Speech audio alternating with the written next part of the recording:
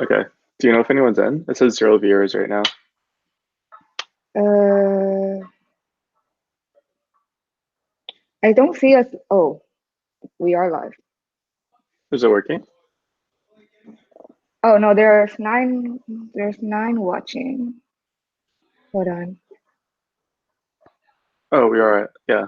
We are live. Okay. Do you think we should wait until there's like a few more viewers before starting, or should we just like get into it? I think we can just wait a couple more minutes. Sure. Yeah. Okay. Hopefully, maybe you Yeah, can because open we. up like the Q&A thing, and then we can converse with our 6 viewers while we wait for people to join. How do we open that? Oh, it's super Oh, confusing. Um, so okay. like I just opened it. Your friend. yeah.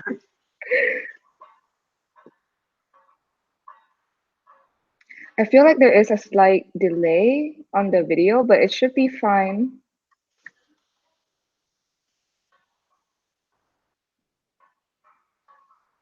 I only see me on the live video though. How do we share your screen too? Oh, I think it is fine just showing your face. No, no, no, no, no, no, no, no, Richard. No, I think I can change it manually with this, but I don't know how to do split screen. I'm gonna try and like time it so like when you talk, your face is on it, and then when I talk, my face is on it. They're literally laughing at me outside right now.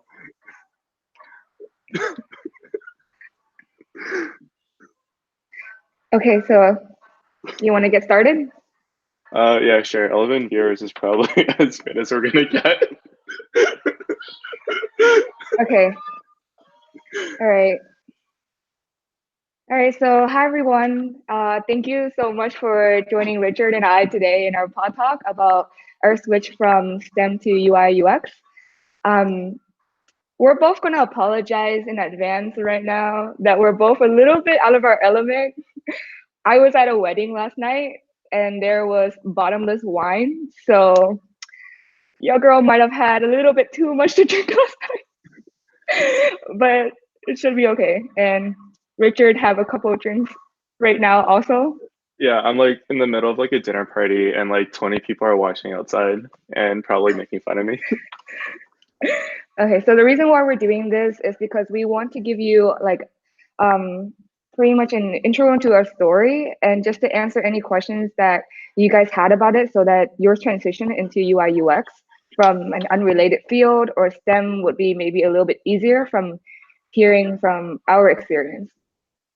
And also another apology is that we might not be able to answer all the questions because there were quite a bit that was submitted. So we picked out the questions that was most frequently asked and the questions that we thought would be most helpful to you guys. And the structure of this talk is going to be pretty much we're going to tell our short stories, and then we're going to talk about the decision and switch, experience and portfolio building, applying and interviewing, and then some general design questions. So I think that's the intro. Richard, am I missing anything? No, that sounds good. Okay, so let's just move right in.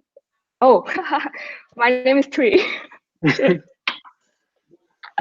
My name is Tree, and this is Richard, Oh, and hi. yeah, we are both senior product designers at our respective company. I'm working at a travel experience company in Saigon named Christina's, and Richard is working at Shopify. Yeah, I'm working at Shopify in Toronto. Awesome. Okay, so let's move into the first part where we're just gonna tell you guys our story. So, Richard. Oh, I'm going first. Okay. Basically, I have super Asian parents. I didn't really know what I was doing in high school, but like everyone on my mom's side's like a doctor, so they're like, all right, go be a doctor. And I ended up getting pushed into a STEM degree that I really, really did not like. And after like being in like such a techie school at the University of Waterloo, and seeing like everyone around me kind of work in tech and like do so well, I kind of wanted to make the switch myself. I didn't really have any background, but kind of like had that revelation slash quarter life crisis in end of third year, and basically like self-taught design. Got an internship at PlayStation, worked there for a year on contract, and then when I graduated, I moved on to Shopify in Toronto. Okay. Sorry, I don't know how long that was supposed to be. I think that was pretty good. So my story is I studied psychology and during undergrad, and I was planning to do like go into med school and study to be like a neurosurgeon because I think the brain is pretty freaking cool. You know, to me, I've never really questioned my route to medicine because I thought it was very straightforward. You know, you just study really hard, put in the hours, and then you'll get there. And my parents were supportive of that, you know, which Asian parents are not supportive of their kid wanting to be a doctor, you know. But honestly, like after I graduated with my psych major, I really just had a really like deep talk with myself where I'm like, but why are you really doing this? You know, like I've never questioned wanting to be a doctor because it felt very obvious. So then I thought about it and I'm like, but then why do you always spend your free time doing creative stuff? You know, like why do you, when you're not studying like you're supposed to, you always gravitate towards like design? And I'm like, there must be something more to that, you know? And I just kept looking more into it and I realized it was part of an ego family issue. You know, like my parents, we came from an immigrant background. My grandpa had like 8 kids, you know, and everybody came to the US before my family because they could only bring so many people with them at one time. So then my parents came to the US last. And so like all my aunts and uncle got like a degree in college, all that stuff, lawyers, engineer, and we came over and my parents did nails, you know, because that's the best they could do. So me being like all Mulan style, I'm like, I'm gonna bring honor to the family. I'll be the doctor in the family. So I realized that me wanting to be a doctor was partly for my family and it wasn't really what I wanted to do. So after I realized that, I just kind of like stopped.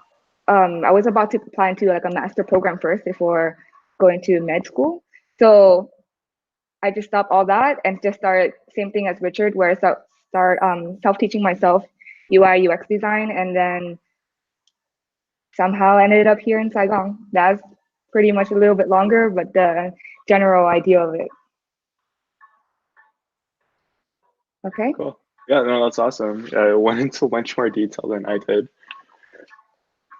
Okay. So we're gonna move into the about the decision and switch.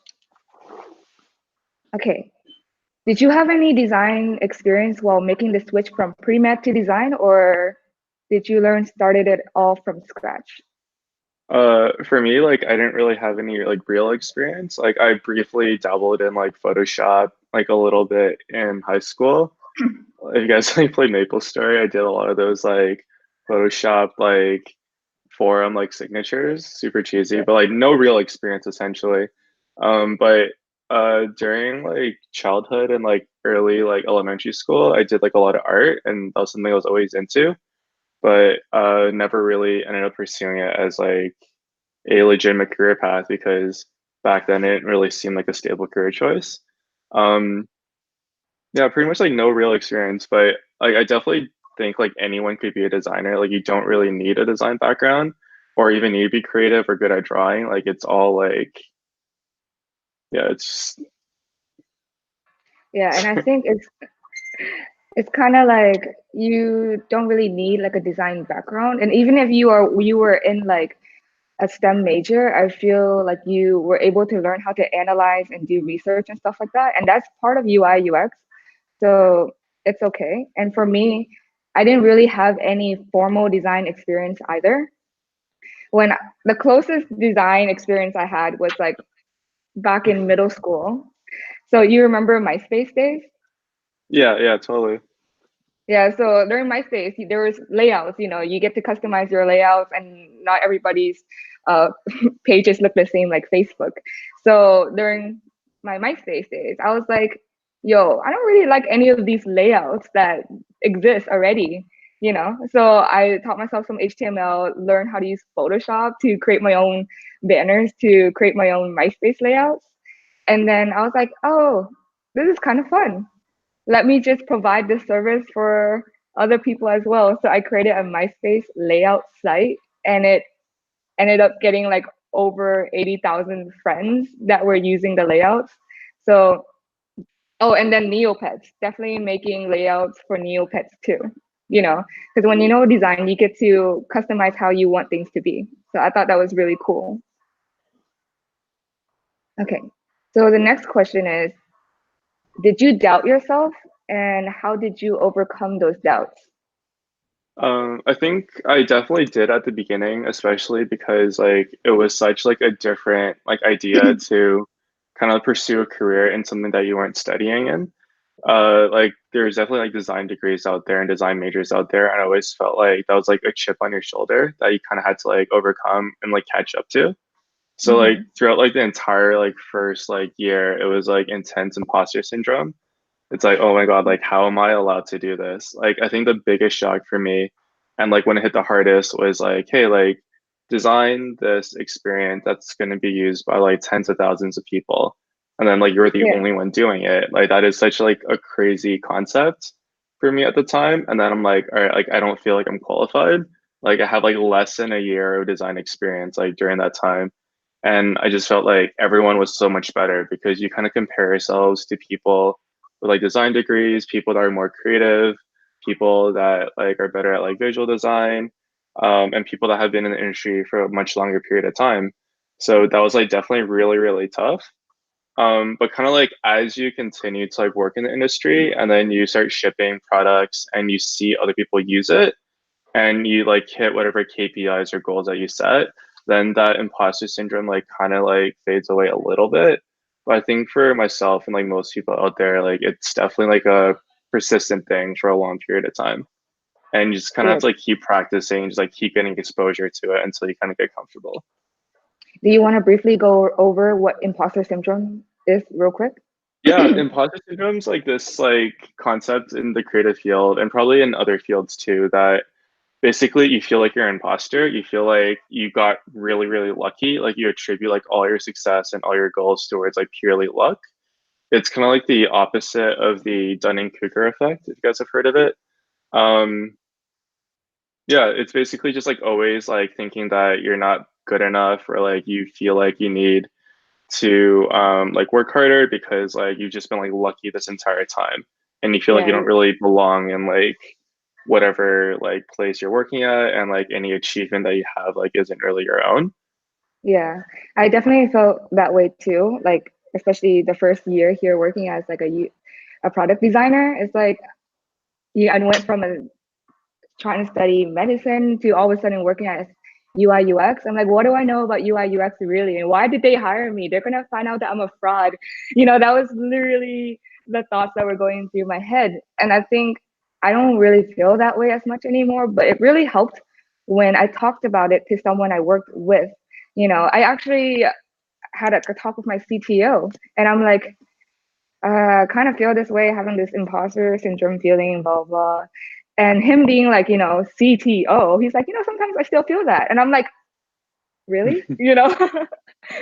So for me, it helped when I talked about it with someone, that I work with, it's just Mhm. sharing that grief, I guess. How did you overcome that?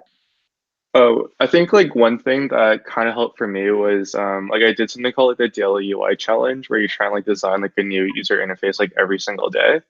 And then Okay. in like the first like 2 years I did it like two or three times. And then like because like the prompts kind of repeat, you kind of like compare like your day one to your day 100, and it seems like Yeah. such a big difference.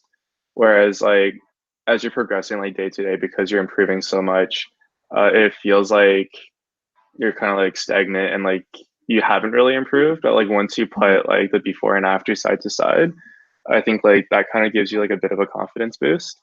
And then again, it's just like always kind of like shipping products, getting like experience with that and seeing people actually use what you build. I think like the first time you see somebody like use and enjoy whatever you design is like a really kind of like cheesy but like magical feeling that I feel like kind of Yeah. like whittles away at that like self-doubt. And like the more you do it, like the more comfortable you get. And there's no way like around it. You just need to be kind of like practice. And I feel like Yeah. even like that little bit of imposter syndrome at the beginning, like it's a little toxic, but it's also like very motivational, at least for me. Like it's something that like really pushed me forward. And like really made like a lot of those like really long grinds like a lot more reasonable because I'm like, oh, like I'm just like catching up to like what like I should be like being in this position. And that way like you're always like grateful for like all the opportunities that you come across. Yeah. And I think with doubting yourself, for me, there was really no big doubt from myself. It was more doubts from family, you know, Hmm. like my parents. They definitely did not support this decision, you know, Yeah. and they were just like, you'll make more money as a doctor. It's more safe that way. And so to me, the doubt came from them, and I had to try and prove them wrong. Yeah, it's definitely like a different era of thinking. Like a lot of your Asian parents think there's like, you know, like 4 or 5 like standard jobs that are like stable, safe, and high paying. Anything that deviates away from that is like super foreign. And like I don't know Yeah. about you, but like when I tried to like translate like UX design into like Chinese, like some like non-existent job or something weird came up. And like I think for the first little bit, my parents thought I was like doing graphic design, which isn't like traditionally viewed as like a really good job. But I think like over time they've kind of like come around a lot more. Yeah, you know, at the end of the day, your parents just kind of want to flex, you know, on your like, Yeah, my flex on that child, WeChat. my child works at Facebook, Google, or you know, my child is a doctor, whatever, like Hmm. that. And honestly, just it would it's harder. It's easier to say like, oh, I'm studying to be a doctor. You know, it's so much easier to translate that. And Right. when I try to translate UI UX designer into Vietnamese, I had to look it up, and then I even asked my colleagues who know more Vietnamese than I do, of course, Hmm. and they're like, we don't really know. And I'm like, well, thank you. So how do you explain like mom and dad, you know, I work for on your phone, you see there are apps, and then how you interact with that. So Hmm. that's just a whole nother story. Okay, so moving on. Do we have any regrets? Any regrets? Any regrets? I actually think like my path was like pretty smooth and I got like lucky with like a lot of opportunities along the way. Even though like it was like a lot of work at the time. If I were to do things differently, I think like after I got settled in with like kind of like the standard like visual design and interaction design disciplines, I kind of like kept exploring like additional fields. I feel like this year especially feels like things have gotten like steady and like I've kind of been more complacent than when I first started. And I feel like it's always important to like push yourself and continue to explore outside of what you're comfortable with because that's like what landed me in this position in the first place. So I think that would be the only thing that like I would just like keep in mind and like for myself and like if for you if you're just starting um and kind of like a tangent, but if you think like if you're like unhappy in your current position and you think that design or some other field that's like really out there is like what you want to pursue, uh you could like think about like maybe like going like more deep into it.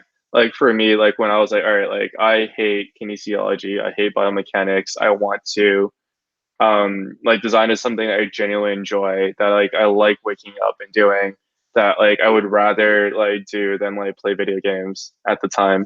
Um like this is something like I should go for, right? So like immediately as soon as I made that mental decision in my mind, I stopped going to all my classes. Like I dropped all my hard courses for the next term. I gave up on like a specialization I worked like 4 years for and switched it entirely for like online bird courses solely so I could have more time focused on design. And I think like that's what kind of like gave me that little head start and let me catch up so fast.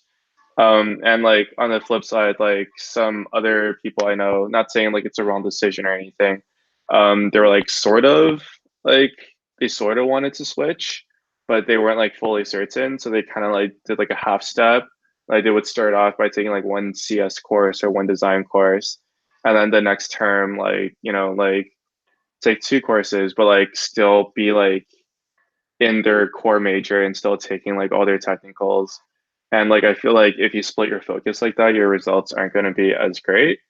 So yeah, like I think that's my 2 cents, like something that I would watch out for if I ever had to start again. Mhm.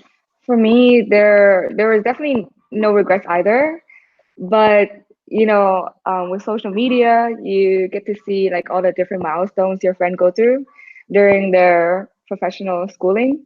So you feel a little bit of a FOMO, like when your friend posts like, "Oh, I got accepted into this school and so," or if they post a photo of them in their white coat, you're like, that white coat kind of look nice. So you feel a little bit of a FOMO. So definitely I think we can expect that. But then I just remind myself like everybody's on their own path. Right. We are enjoying the position that we are in, and we're here for a reason. And when I talk to them, they're like, school is so rough, blah blah blah. And I'm kind of like, oh, okay, so it's not all nice as it looks, so it's okay. So there was really no regrets. But I think during the switch, there was a moment that kind of like solidified my decision. I don't know if you had this moment too, but when I was studying, like, undergrad, doing like chemistry and bio and all that stuff, or whenever somebody just talking to a friend, I never bring up my career path unless they ask.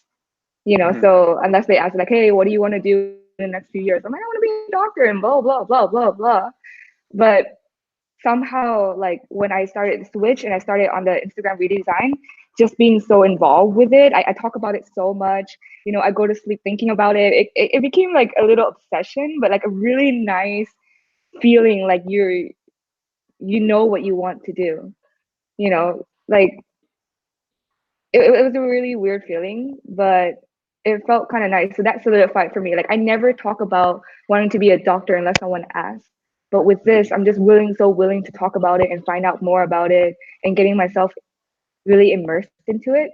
Mhm. So did you ever like have that moment of where it just solidified your decision? Uh, yeah, no, I definitely resonate with you on the whole, like kind of like grass is greener or like in a different like parallel timeline, like that could be nice. But I do feel like, out of like all the possible scenarios out there, like I'm like happiest like being a designer. Like I really, really love my life and job right now. So no regrets there. But like in terms of like that one switching point for me, it was kind of like near the end when I was about to graduate. I was still doing my internship, my first design internship. And then it was like about time to start applying for like professional school, like med school, Carlo school, whatever I was looking into. And then my parents were like, "Hey, like, are you still gonna be a doctor?" And then I was like, probably not. Like, I don't know what they thought about my life and career choices back then, but I think eventually after some discussion, like we kind of like settled on like, oh, like give me like 1 year, give me 1 year. It's like really go all in and dedicate everything I have. And then if I don't like achieve some sort of result, then like I'll happily go try and be a doctor and see how that goes. Um, so like once I put that like 1 year timeline like in my mind, I think that's like what flipped the switch for me because I was like, all Mm, right, like I have 1 year to actually like get some results, and I had to like figure out what those results were. And then I started to like kind of like plan ahead, like, all right, like I need to secure like a full-time job. It needs to be at a company that's like this good. The salary has to be like this high to like, appease your Asian parents. And then once I did that, I kind of like figured out what people like how to get there based off like how others got there and kind of tried to like reverse like engineer like the steps they took. mm, So like I did things like I went to like a hackathon like every single weekend. I did like several side projects, like worked on like some startups at university. And I think at that point I was like pulling like almost like 100-hour weeks. Like I would like wake up like really, really early, like get into design, like read, skip all my classes for the day, continuously like just like practice, practice, practice, and then even like into like the early AM, like sometimes like I'll work till like morning, just to kind of like because of that imposter syndrome, like using that to like kind of like catch up to where I Mhm. thought like I needed to be in order to like get that result by the end of the 1 year mark. And I think that was like what kind of like amplified the process and like whatever effort I was putting into it. Okay, I think we pretty much nailed that question. So no regrets. No regrets, no regrets. Okay, so now we're going to move into the next section, which is the experience and portfolio building. So the first question we got was, after the decision, what were some resources and inspirations you drew from?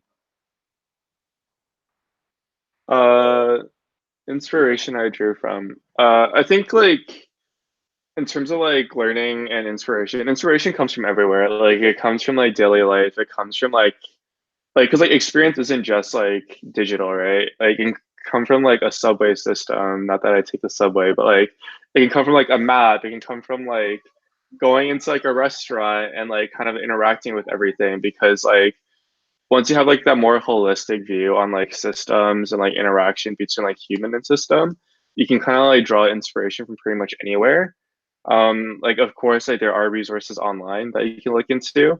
Um, and I think we talked about this. We'll probably like compile like a Google Doc or something with like all the resources and links that we might find helpful. But I think at the end of the day, it really comes down to finding like a problem that you're really passionate about, that you think might be able to be improved or solved through design, having like that own like passion project for you to work on, and then just kind of like finding inspiration, resources, and learning whatever is like relevant for that project at the time.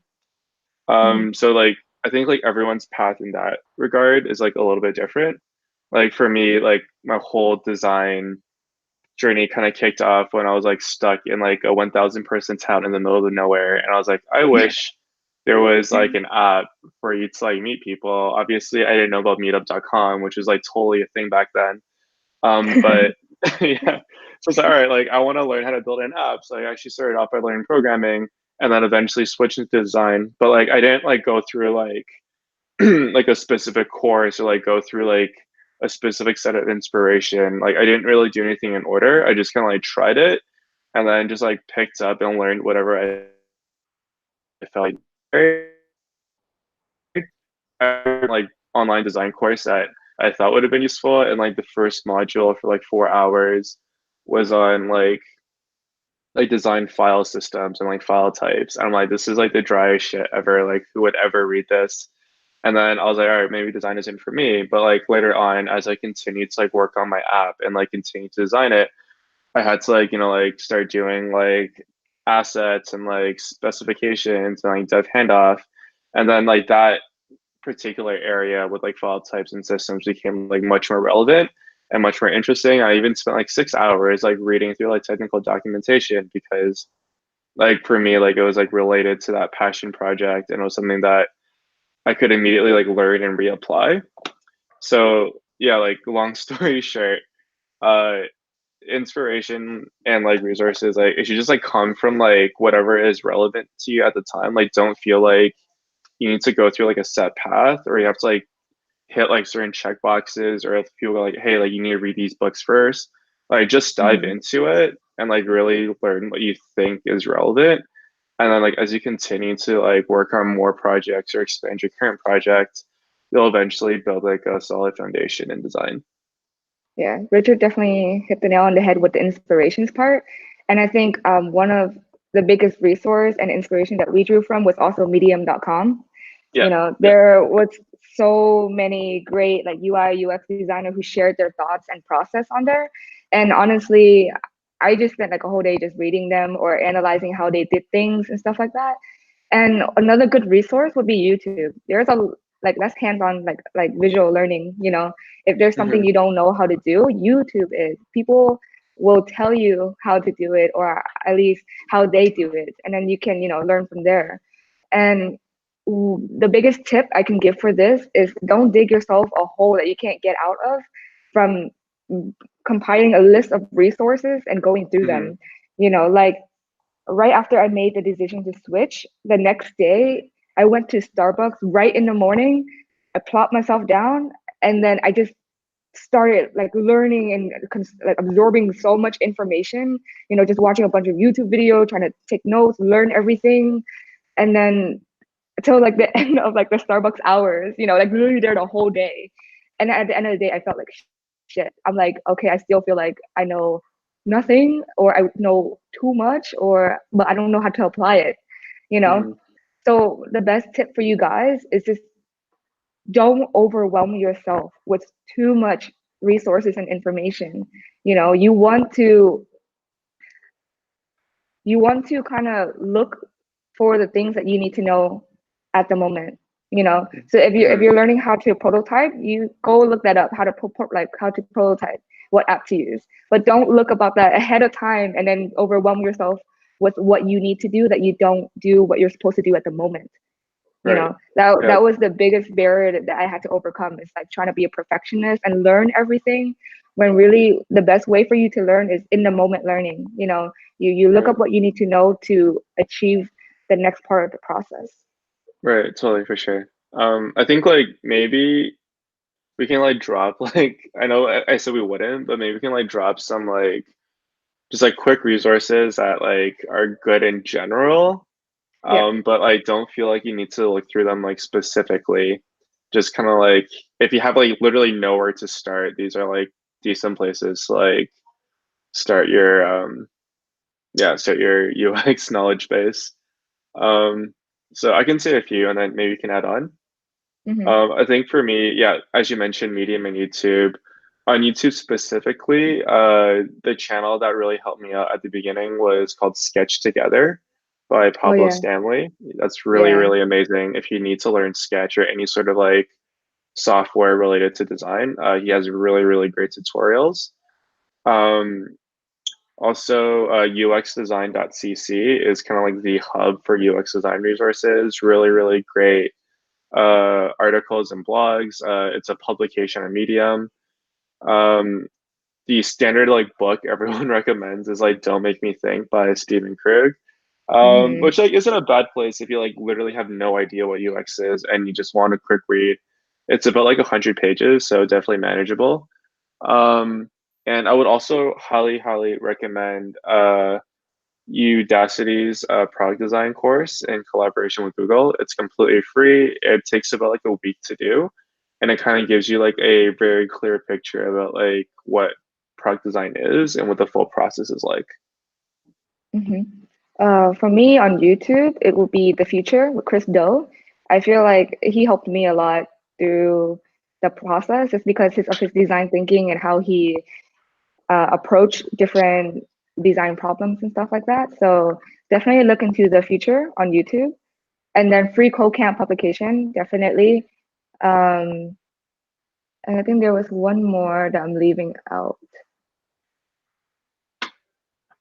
Oh, definitely follow Julie Zhu. Is it Zhu or Zhu? Do you know? Zhao, Julie Zhao, Zhao? Facebook, Zhao? Facebook Yeah, VP of design. design.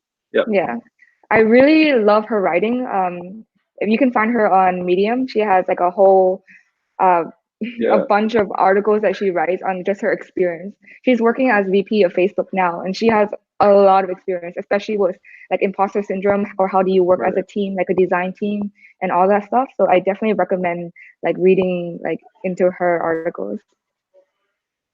Yeah, I think her publication is called Year of the Looking Glass, and she has like a really Yes. great mailing list if you guys want to check that out. Definitely Yep. more on like the personal slash like soft skill side of design, but still like very valuable to check out. Yeah. And then, like Richard said, we can always drop a link with a more comprehensive list of resources for you guys to see later. Because right now we're just like going off the bat of our head right now. Right. Yeah, Okay, for so sure. moving to the next question. How to conduct budget-friendly research for your portfolio? Cool. Yeah. So I'm gonna elaborate a little bit more on this. By research, it can mean like a lot of different things. Generally, if you're doing something for your portfolio, I'm assuming you're talking about like validation. So for validation, there's proactive validation, which is user research and usability testing, and then more reactive validation, which is through like stats and data analytics. Like for example, like testing like a KPI conversion rate before and after design, and that usually happens after you ship. So depending on like what your project is and what the scope is, it might make sense to do either or both.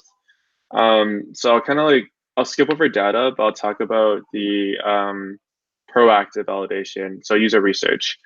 A lot of people think that user research is like just usability testing, but usability testing only encompasses like a very small portion of user research. Generally for user research, there's like millions of different like methods that you can do, ranging from like high cost, low fidelity to high fidelity. Um, so when you start with like user research, like always make sure that you have like a very specific question that you want to answer through your research. Like you should never do user research or testing like just because. Make sure that you're trying to like actually answer a question or validate something.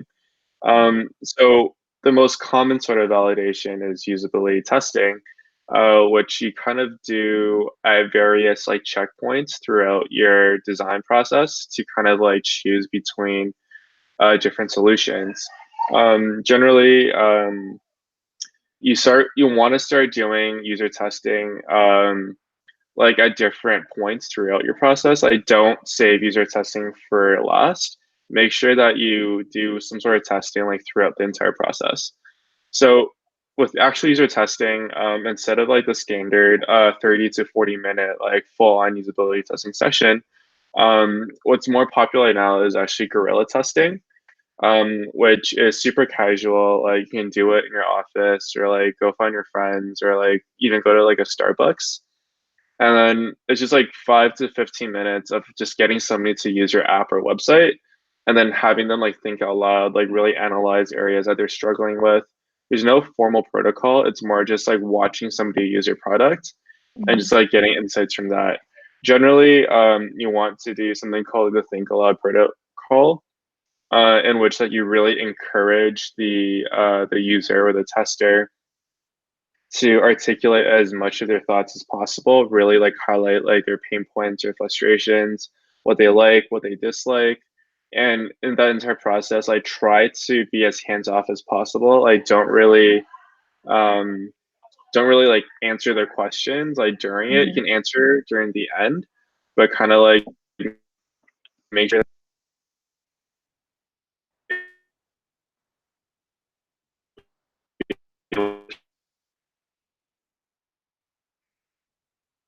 testing, there's like different levels of fidelity. Like when you're just starting off and you have like really rough wireframes or like paper prototypes, route testing is more okay. But as you kind of like spend more time into your design and prototypes, you want to be like a little more careful about how you conduct them. In which case, you might want to do like more of a formal usability testing session. But even with those, like it wouldn't take more than like 30 minutes, I would imagine. The rule of thumb, referencing the really famous like Nielsen Norman study, is you can uncover 80% of all usability issues by testing with just 5 participants. As you increase the number of people you test with, it kind of asymptotes and like you have like really diminished returns. So it's better to test like with 5 people multiple times than to test like 30 people at the end. And at the Mhm. beginning, you can test with basically like whoever you want, but near the end, as you're kind of like narrowing down towards your final solution, you want to test with people as close to your target audience as possible. Um, I think that is the gist of it. But um, other tools that's really good is Optimal Workshop if you kind of don't need to do usability testing specifically. But if you want to do like card sorting to figure out information architecture and how navigation Mhm. works, or if you want to do like card sorting, if you want to do tree testing, Optimal Workshop is a really great tool. And then there are some online usability testing platforms like usertesting.com, user feel, loop 11. But I find that those are like more hassle and like are really, really expensive. So you're better off just like testing in person if possible, even like just using friends and family. Hmm. Uh, So is that pretty much it, Richard? yeah, pretty much all I have. You okay? Okay, so for mine with the Instagram redesign case study, I pretty much started, it was a very budget friendly in that I used my own network of people. I didn't go to a Starbucks or any of that. And that is like a very guerrilla way of doing it. Just like you don't know these people and you just see them, be like, hey, do you use this app? And then you just see how they use it right away. So for me, I pretty much just posted on Facebook and I was like, hey friends, I'm doing a project. Like, who wants to help me? And then a lot of people were just like, yeah, I'm willing to help. And so around 40 people answered, and I pretty much set up a call with each one of them. At first, I did write up a Google form, but the goal was not to get them to answer the Google form themselves because I feel like you don't get as much interaction and understanding with them if you kind of just ask them to answer a form. So what I would do is I would set up a call with each of the person that I'm researching with, and pretty much go through the questions, Mhm. and pretty much when you do that, you also have to know that you the format will never flow completely like as you plan it. Sometimes Mhm. where you're talking back and forth very casually, a new problem might surface, or you know it you just cannot plan right away. But after the first couple of research, like the session that you go through, you'll know how to better ask questions. You don't want to ask like closed-ended questions, yes or no. You want to ask more like open-ended questions so that you can get more of like their reasoning. So then you can Right. kind of be in their head better. And honestly, this um during like the research part, my psych major actually came in handy pretty well with analyzing like the questions, the answers that they gave me, and then how to do the research. So that was good. So if you are STEM and you did research, then you kind of already have an idea of how to maybe ask questions or gather the data and stuff like that. But Mhm. definitely use your network. Just ask your friends, can I interview you? And kind of a bonus from this is that the 40 people that I interviewed, it's been a long time since I talked to them, so you kind of get to reconnect with your friends as well. So that was a nice part of it. So from the user research, that part, and one thing that Richard said that's really important is that you should definitely test out your like validate any solutions that you had in mind. Yeah, it's really important. Like that was the part that I didn't get to do. It was my redesign that I would have loved to do was Mhm. to, after I propose a solution, I should go out and test those solutions, because after you test, you might find that, oh, the solution worked good, like well, but not great. So then you have to go back to the drawing board and see how you can come up with a better solution, that solves more of the issues. Mhm. And another tip for when you're doing this is definitely record and track everything, like your whole process. You want to Yes. document everything, That means if you're doing a redesign or you're working at a company, document your feature, document your redesign. And then like the before and after is really important. You can talk about it, but they don't know how it was before. So they can't compare how your solution work any better now, you Mhm. know? So Right. you just really want to document everything. You want to document all your questions, how you analyze everything, how the app or whatever you're solving for looked before, what the problem was. You just Yeah. just have a just have a trail, just so that if you are talking about the portfolio with an interviewer, then it's all right there for them to compare. Mhm. Yeah, one more point that just wanted to add is I lost my train of thought. Yeah, like for design, a lot of people think it's a completely linear process, where we go from like step one to step two to step three to step four. In reality, that's like very rarely the case. Generally, it's like much more messy, sporadic, and scattered, and that's okay. That's like what design is supposed to be. Like instead of like taking one idea and polishing it over and over again, generally that's like really bad because you might be climbing like a local maximum or a local maxima. How it actually works or how it should work in industry is you have maybe like five very different crazy ideas, and then you validate once through some sort of user testing, and then you rule out like three of those ideas, and then you take two, and then based off those two, like develop like five more for each. And then this way, it's more of like a scattergram than like a linear process. And that's why it's so important to like validate like every step of the way. So you make sure that you have like the best solution at every step, and you're not just kind of like polishing or refining like the first idea that came to mind. Hmm. Okay, so the next question is, what are things you look for in a portfolio and what things should be in a design portfolio? Cool. Yeah, I think we definitely both screened a lot of portfolios. So I can kind of talk about my process. I'm sure like everyone is completely different, so take this like Hmm. a grain of salt. Definitely want to preface this by saying, don't get like when you first start off getting into design, like it's really really hard to land your first job and get your foot in the door. Don't get discouraged if like you get like 100 rejections. Like a lot of the time, it can be for like reasons beyond your control. So just like it's like kind of like a numbers game. You just have to like keep applying, like don't get discouraged.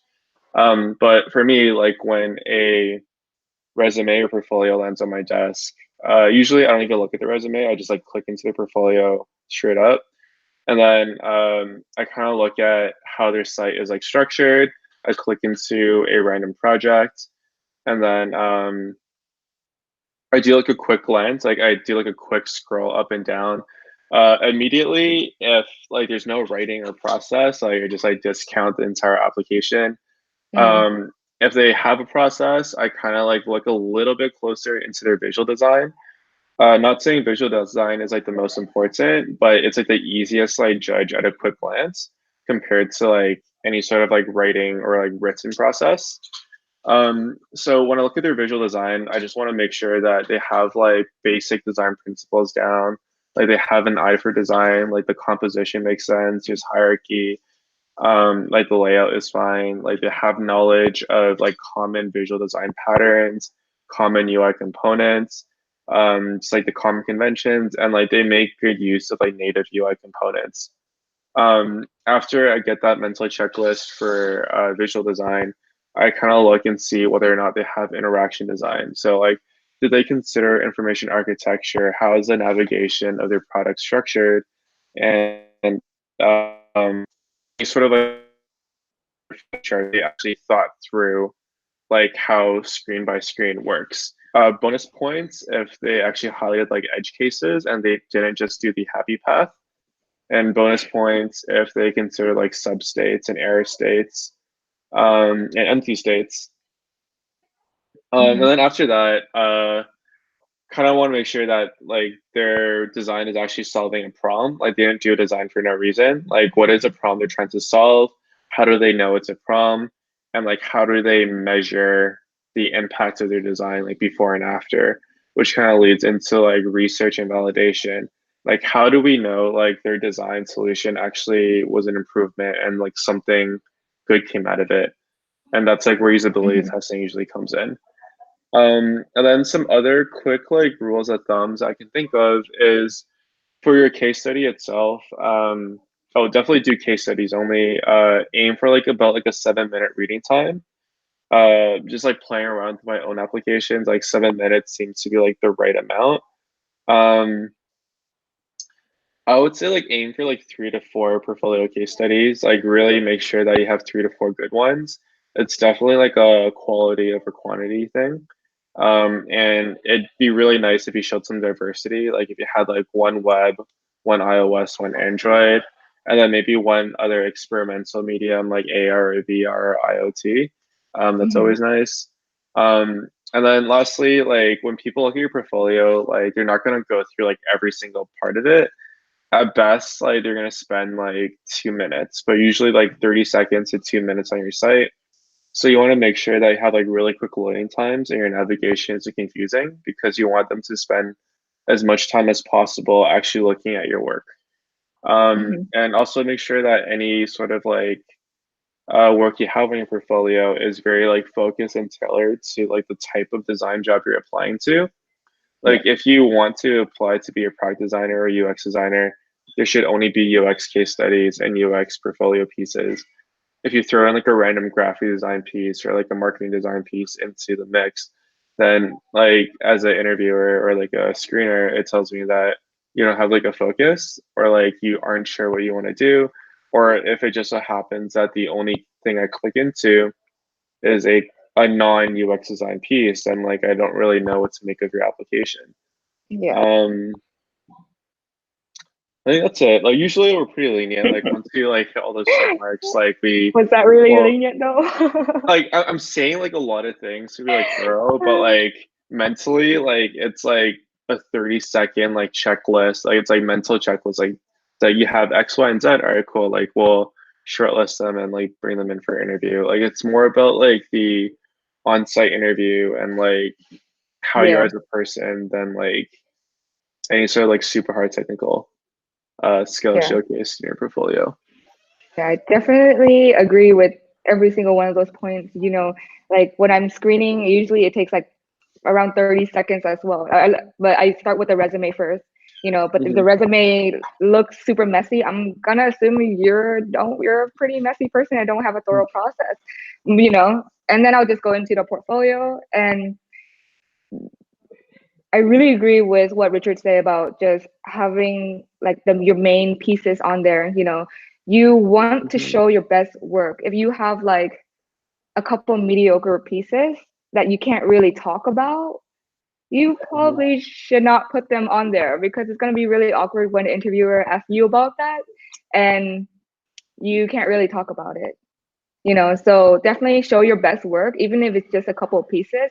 Just put out your best pieces. And when I'm looking through the case study or the project or whatever you did, I'm gonna be looking to make sure that you have some kind of design process. Like did you start with a problem that you wanted to solve, and then um, how did you went about researching it, and then how did you analyze those research? But mm, definitely know that I'm not going to be reading through your whole case study. It's going to be Yeah. a really quick glance. So that means you want to make sure your case study is well structured, where I can Hmm. pick out pieces quickly. Like, oh, there's the research, there's the data, there is the testing. You know, Yeah. you you want to make it as clear as possible for like the screener. And for sure, what Richard said about knowing what you want to do. Um, if, for example, there are a lot of different types of product designers as well. Like, are you a product designer that wants to focus on growth? Then you want to really showcase your interest in growing that product or project in the case study, or list examples of how you would grow it, stuff like that. So you really want to cater it to kind of like what career in UI UX you want to do. There has Hmm. been times where I see a lot of applications that included like graphic design, and I immediately like discarded that because I'm like, I don't see the interest in UI UX. Or I would actually, if I think the graphic design was really great, I would just pass it over to our marketing department and be like, are you interested in this graphic designer? But I would not consider them for UI UX, you know. So definitely show your best work, have a process. Like everybody knows that your design process varies and it changes, but you should have one, you know. Hmm. And then pretty much you can set yourself apart by knowing what kind of job you want to do. Do Hmm. you want to be known as the growth specialist in product design, or do you want to be known as more of interaction or visual and stuff like that? Hmm. Yeah, one more thing to add is like I think we kind of touched upon this like a bit later. So I'm gonna close the door.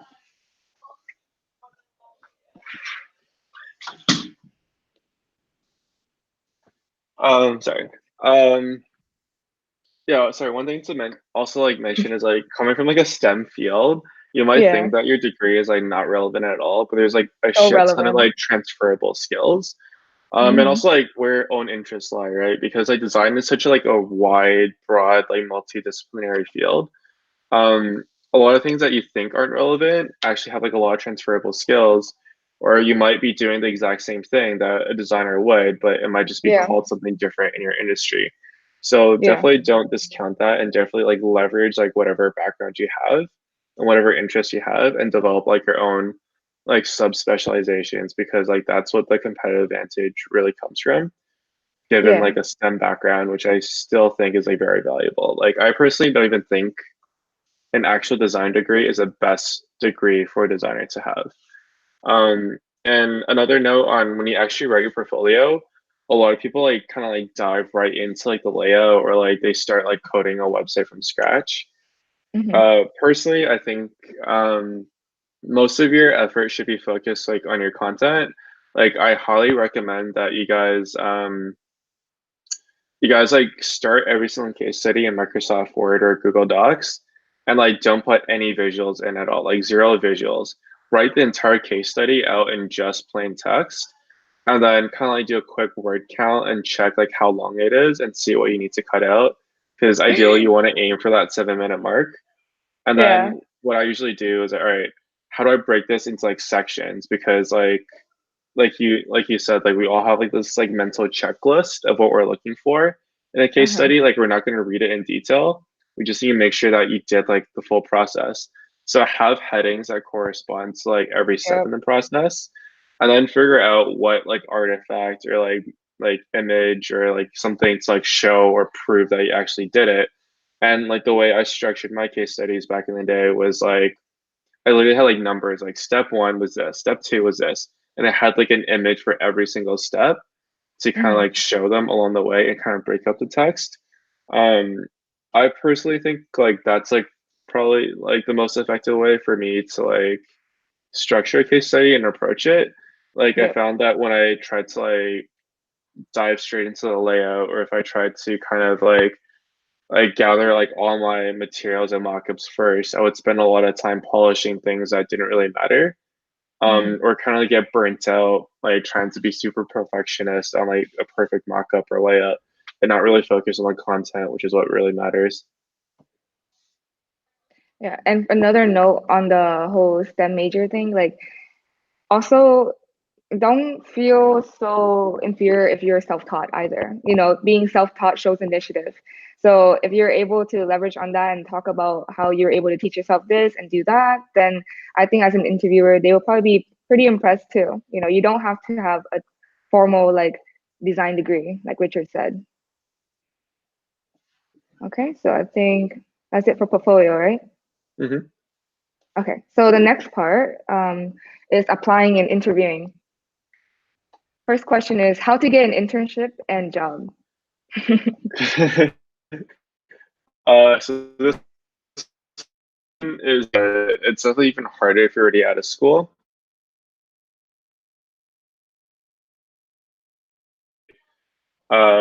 Most places don't have like post grad internships, but it's really hard getting your foot in the door. But once you get your foot in the door, everything is a lot easier.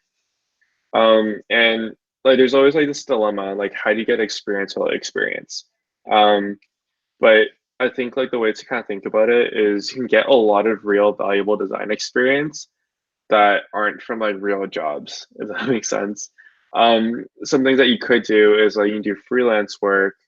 You can um, help out like really early stage startups that like don't really have any other designers. Like it's really important that you spend time on your designs for projects and products and companies where your designs will actually ship. Because the difference between designing something like just for yourself or for a case study versus a difference in designing something that actually needs to get like created and like used by other people is like night and day. Like you run Mm, into like so many interesting edge cases, so many yep, challenges that you normally wouldn't encounter. And you also get really, really valuable experience working with developers and communicating your designs to yep, other people and defending your designs. And those are like hands down the most valuable and important experience that you can do. Nowadays, because of like the boom in like UX and the popularity in design, a lot of people are switching into it, and they do boot camps, and every single boot camp applicant has like the same like two or three like fictional case studies. And like if you really want to set yourself apart, like think about where your background is and like any skills that you can leverage in design. And also like if you can even get like one or two projects that have actually been shipped, even if it's like not like super successful, the fact that it's like live and has been like actually like coded and like is out there in the wild, like that will put you like heads and shoulders above like anybody else in the competition. Mm-hmm. And a quick tip is like if you are still in school, or even if you're not in school, like find like the local like techie university and that has like an actual incubator. Uh, Incubators usually have like a ton of like student or like new grad startups that are still fairly new and don't really have like like a real design team. And at that point, you can like literally just like go in and like volunteer to design for free or for very little pay, or a lot of pay if you're really good at negotiating. Like working for these early stage startups and incubators is your best bet. They'll never actually post like a job posting online, but like if you like just like network and like talk to them straight up, it's super easy to establish that relationship and like get some real design work with them. Um, so like if you're in Canada, Waterloo has Velocity. If you're in Toronto, UFT has Mars. I think Guelph has BioLink. There should be like a list of school incubators that you can look up and just like go to their networking events or like cold email them. They even have Yeah. like lists of like startups with contact information. Just like cold email, do as much of that as possible, and also like as I mentioned, do like a lot of hackathons. Like don't focus on winning, but focus on like getting that experience working with developers and focus on like collaborating and explaining your designs and actually making it into a format that's like shippable. Mm-hmm. Is that everything? I think it's everything. Okay. So for my part, I think if you are a little bit more unorthodox like us, where you started a little bit informally, like self-taught and stuff like that, then a key component of this is knowing how to like put yourself out there and really like sell yourself. You know, it sounds simple and it sounds obvious, but a lot of people don't do this. If, for example, with my Instagram redesign case study, it could have died on my website after I finished it. I could have just finished it and then never showed it to the world. No one would have probably found it and it would have died, you know? So if you do any type of project or just anything, you need to be able to share it. You need to be able to be comfortable enough to share it and then be open to feedback. It's really important, like if you're out there and you're looking for a job, you can imagine that like startups, like small startups or okay size startups, they're also looking for designers, and not all job postings are out there. So for example, like when my case study went out, I actually got a lot of emails from startups like asking like, hey, can you consult this project? So for money, and then or would you be interested in working at my startup? Blah blah blah. So when you put yourself out there by showing your work, whether it may be dribble or writing a case study on Medium, that's one of the best way to really sell yourself and put yourself out there. You need to know how to hustle. You cannot expect to create great work and expect people to find it. That's just not how it works anymore. There's just a lot of like noise out there, and you kind of just have to push your work out there. You have to believe in your work enough to show it to the rest of the world. So that's very important. If you want to just create it and then go apply for interviews and stuff like that, that's fine too. Mhm. But if you want to do it faster, you need to share it. So I think sharing your work is all part of the whole internship and job too. because Right. sometimes it's not even the places that you apply to that you get a job from. Sometimes it's someone reaching out to you and be like, I really like your process, or I really like the way you do this, and it really resonate with my company. Would you like to check us out? Because that definitely can happen, but that won't happen unless you really put yourself out there and share your work. So that's for internship and job, Sorry, pretty I much. have like one more quick note just to add. Yeah, as you mentioned, like definitely don't discount like putting your work out there. Figure out like what channel is like the best for you. Mm-hmm. Like if you're more introverted or like you're better at writing, definitely Medium is the way to go. If you're more extroverted, like it could be like doing hackathons and presenting, or doing design case competitions and presenting, or doing like live design challenges or like broadcasted. Like figure out what medium and what channel works the best for you, and then just like really own that and focus on that. Like don't feel like to be a designer you need to be like super extroverted and do these like pod talks, for example. Like figure out like what channel is like comfortable for you and like really focus on that. Um and also like don't like, I know like networking is like cheesy and stuff, but like don't just count like cold emails and like Yeah, do not. uh messaging people out on like on LinkedIn and stuff. I think like I read somewhere that like 80% of all available jobs aren't actually posted online, but they're like internal or they're about to be posted, but that gets scooped up by like the person's like immediate network before that ever happens. I definitely know like for me personally, like people have like contacted me on LinkedIn, like we chatted, and then like I would refer them for a job that like is like just about to go live, or like I'll refer them to a job internally before we even make a posting for it. And that way, like it's like much less competition, and like you have like rapport with like the person that's interviewing you. So yeah, again, like don't discount like networking, cold emails, and like just like going up to people on LinkedIn. Like everyone seems super busy, but I assure you that we're not as busy as we seem, or we're probably more willing to like help out and like like just like chat than like what it might appear like. Yeah.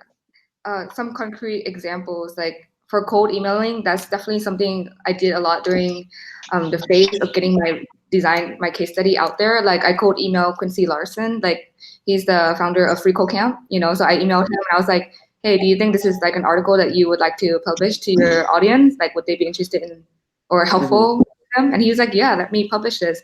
And honestly, when he published it, that's when it went really big. So Hmm. even sharing it myself on Facebook and asking friends to share it if they think it's interesting is great, but finding like that medium for you is really important. And there is like a bunch of different publications on Medium that you can reach out to get your article published. So that is all part of the idea of hustling hard, and definitely make use of LinkedIn. I actually did this bit during like my switching phase and trying to I actually thought I was going to get an internship first after the case Hmm. study and then a job, but it totally skipped the whole internship thing and went straight into a job. But during that time, what I did was I found companies that I was interested in, like Facebook or I don't know, Instagram and Evernote. So what I did was I would look up to see who's working there right now on LinkedIn. And I found a couple of people who I was like, oh, he looked kind of friendly. I think we wouldn't mind talking. So then I found the for Instagram, the product designer working at Instagram, I found them on Instagram. I'm like, this a great way to just slide into the DM, be like, hey, you know, and they were actually like, I read your article and blah, blah, blah. And I'm like, oh, really? You did? And they're like, yeah, our team at Instagram started talking about it. And I'm like, whoa, chill. And he was like, if you're interested, I can give you a referral and you can apply. And I'm like, oh, I wasn't expecting that, but that's awesome. And then with Evernote, I saw who's working at Evernote, and I specifically look for people who have graduated from my university that has worked at Evernote because there is a very special connection with people who went to your school. So I was Hmm. like, yo, what's up, Gators? you know, and I was like, do you mind having a chat with me about your position at Evernote? And he actually Hmm. responded back and he was like, yeah, sure. Anything for a fellow Gator. Let's talk about it. So then, yeah. And then we just set up a talk. And then next thing you know, he's like, I really like your case study. And you seem to really fit with our company culture. If you're interested, I can talk to my PM and see if we're hiring. And if we are, I can send you a referral for Evernote. And I'm like, yo, that's awesome too. So doing the legwork of creating something for your portfolio is one Mhm. part, but then being able to sell it and put it out there is the second. They're two very important part, especially if you're in the position that we were, where you were self-taught, you know, Mhm. and you just gotta, fight for yourself, girl, guys, whatever, like just, that's what you gotta do. Okay, so I think we got Yeah, that. yeah. Right. So just you got this. And by the way, back to portfolio part, I'm also down to review any portfolio or case study out there if you guys want to send it to me, or Richard. I don't know. I don't want to talk for Yeah, you. no, no, yeah, sure. Totally voluntary. Yeah, because I've definitely seen a lot of mistakes in portfolio that could be easily fixed. So, or case studies, So if you're interested in sending it out to us, we can definitely review it for you and give you our feedback. So the last question for applying and interviewing is anything to watch out for when interviewing for first-time design jobs? Hmm. Cool. Yeah. So, for design jobs, generally it's like a 3 to 5 step process.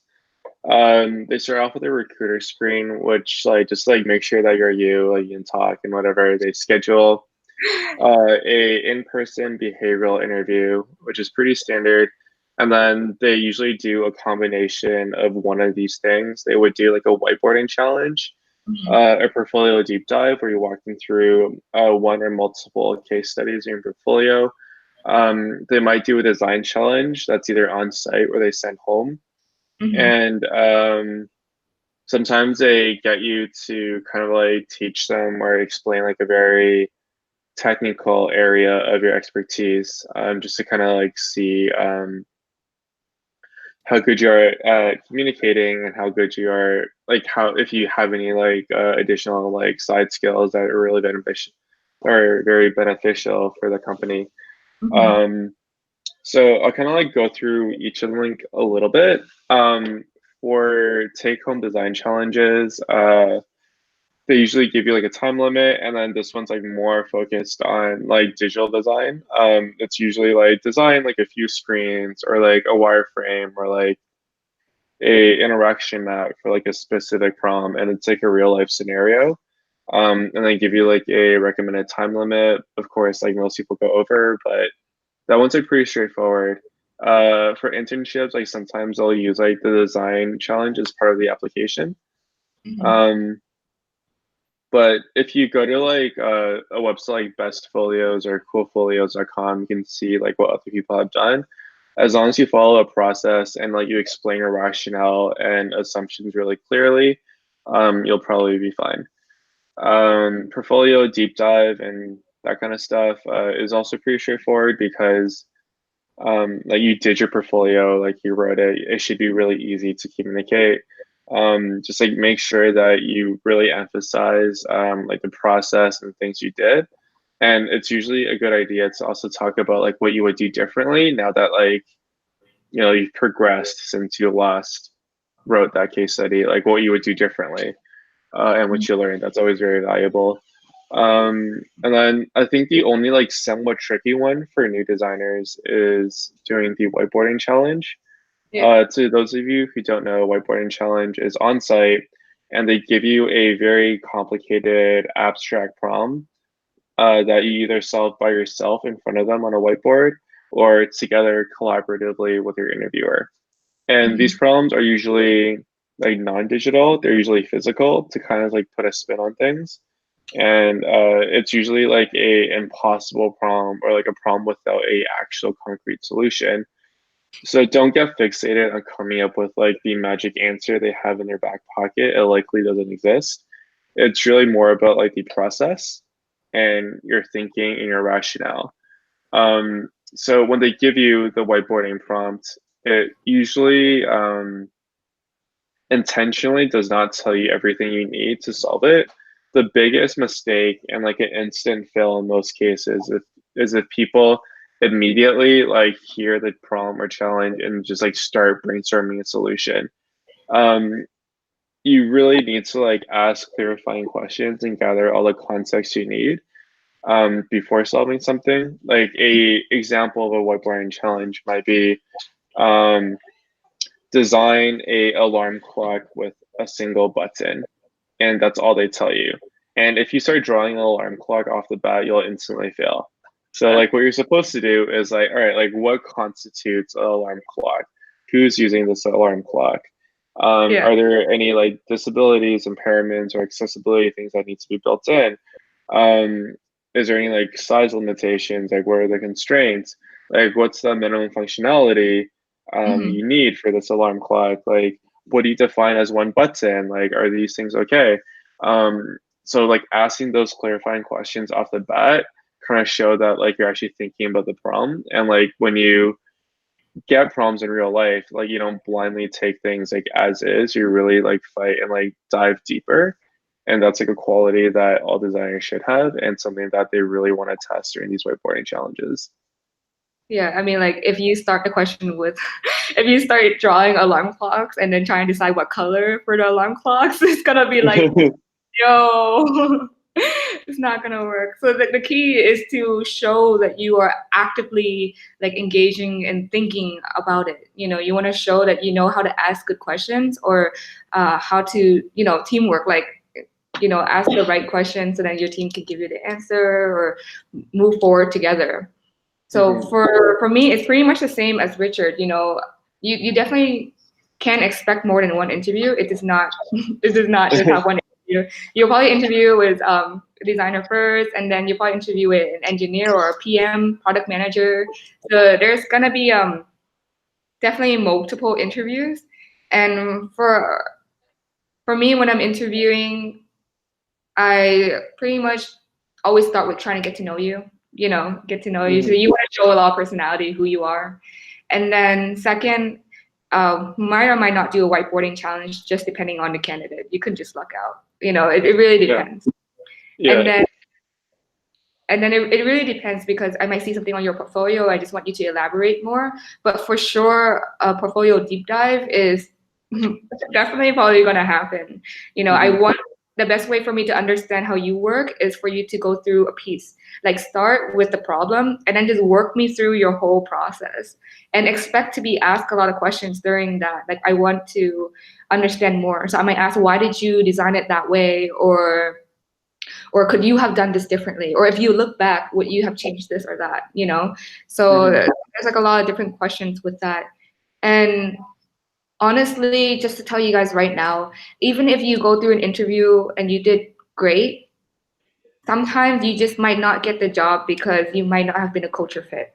Like for especially for startups where it's smaller, the dynamic of like the company and the team is very important. So they might be just looking for a specific person, you know, and even if you have like the skills, you just might not get the job. So that definitely can happen because for me, when I'm interviewing with my team, we definitely look for culture fit. You know, our company have core values that we care about and we have a mission and we want to make sure that you are aligned with that mission or you understand what we're about, you know. Hmm. So culture fit is very important. So that means even when you are applying and interviewing, you want to Hmm. look to the company that you're interviewing about. You don't want to go in not knowing anything about the company. That's going to be a sure way for you to not get hired. You know, you want to Hmm. know about the company. You want to know what kind of culture they have, so you maybe you can Right. facilitate that, or you just need to know what you're getting yourself into. It's a weird way of saying it, but it's kind of true. So even if you do well in the interview and you have a bomb ass portfolio and you don't hear back, you know, it just could be that you are not a fit for the company. So don't, you know, beat yourself up over it. Yeah, I would also mention that ideally, like you should really resonate with like the company's mission and goal, or be really passionate about that space or the product. It's like very obvious if you're like insincere about it. Yeah. So it's probably more valuable for you to apply for a company that you really believe in than to Yeah. apply for a company just because of a name or a salary or some sort of like superficial factor. Yeah. Your interviewer can definitely feel it for sure. I've Yeah. sat in multiple interviews where I'm like, why is this person applying here? Like straight up, like my partner and I, when we interview, when I go quiet, he's like, oh man, tweet's done, but you really want to look into where you're applying to. It really matters. It's Right. a two-way street. You want to find a company that you resonate with, and they want to find someone that will put the mission forward, so it's mutually like beneficial. Yeah, and then one other thing is like when you're doing or like when you're going through the interview, they also sometimes like test you to see like how open you are to like being challenged. So Or critique. sometimes like yeah, or critique like in whiteboarding challenges or during design reviews, even if they agree with you, even if you did something perfectly, they might still question you on it just to see how you react. There's obviously a right response and an incorrect response. Um, Designers should always be like very open to like new ideas and critique, but always be ready to like defend and advocate for the user and design if they truly believe in it. I like that. That's definitely true. And on that note, yo, don't try to like bullshit your way out of questions. Please, oh my God, we forgot that part. Like if you don't know something, say you don't know. Yeah. Don't be like, well, if blah, blah, blah. No, just say I don't know, I'll look more into it, and then get like, hit up the interviewer after with email, to show that you were proactive about looking into something that you don't know about. But don't try to half-ass your way through it. That it's Yeah. very obvious when you don't know something. Yeah. Alternatively, you can also say like what you would do to find the answer, or like you can say, all right, I don't know, but like based off my experiences and these assumptions, like this is what I would do, and this is what I would do if I had more time to validate and make sure. And Yeah, that's like the attitude like we kind of look for. Like in general, there's no possible way that like everything in design because it's such a broad field. yeah, and then definitely just leave your ego out the door for sure. When you go with your portfolio, you think you're like amazing, and you have this awesome case study or awesome work or awesome past experience or whatever, and then they start challenging you in certain questions, and you start to show that you're like a little bit agitated, like, why are you asking me that? Or it's like, clear your ego out the door too. Like, be open to being wrong. There's just with design, there's multiple ways of solving like a problem that there is just it's open ended. Mhm. I think like on the flip side though, like although like you should leave your ego at the door, you also need to be like at least somewhat confident in your designs Very, because yeah, you need yeah, to like for don't sure. when we ask you like why you did something, don't be like, oh, I'm not sure, I tried my best, or like I don't know, like what would you do? Like you should always be confident in your designs, and like even if it's like not right, say like this is the best I did based off these assumptions at the time, because like this is really important because a lot of the times like in industry you're going to be like one of the only designers or like the only designer on your team or project, and most places operate on like a trifecta system where you have like a design stakeholder, a product stakeholder, and a engineering stakeholder, Yeah, forming like a trifecta. And then your job as a design stakeholder is to like be the voice of the user and really advocate for like proper design. Because hmm like if you don't have like that, not like confidence, but like if you can't defend your designs and you can't like like communicate and defend it, then you might get like pushed around as a result of the UX of your entire product suffers. yeah. So like when I say leave your ego out the door, it means like don't get offended by the feedbacks. Like don't go in thinking you know everything, but Hmm. definitely need to be confident in yourself. That's very easy to see as well. Hmm. Okay, so moving into the last part, the general design questions. The first question we got was, what are some trends that you're seeing in UX right now, good and bad? Um, so I think like, all right, this is like a kind of a hard question. I don't think trends are good or bad. Like in general, like trends are what like kind of advances like the field of design, right? Everything started off as a trend at one point. Like the difference between like a good and bad trend, like per se, is like how you kind of like approach it. Like if you look at something that you feel like is trendy and you blindly copy it without knowing why they did it or what it's used for, then like that's like a bad trend, Yeah. regardless of whatever that is. Um, if like you see a trend and you understand it, you dissect it, and you really know why it was created, like what purpose it serves, and like when to use it, and you use it like for the right purposes, and that's a good trend. So kind of hard to say. Like I don't know if that's like a cheesy cop out answer, but uh, yeah, I don't think there's like good trends or bad trends. Like just like make sure that you really like understand like I don't know the essence behind a trend and like what. Oh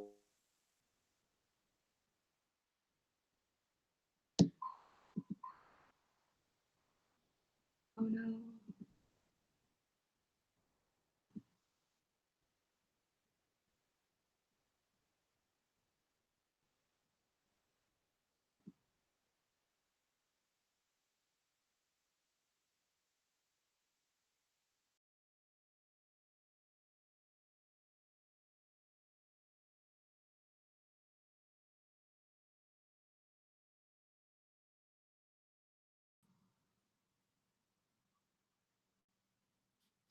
Richard? Oh no.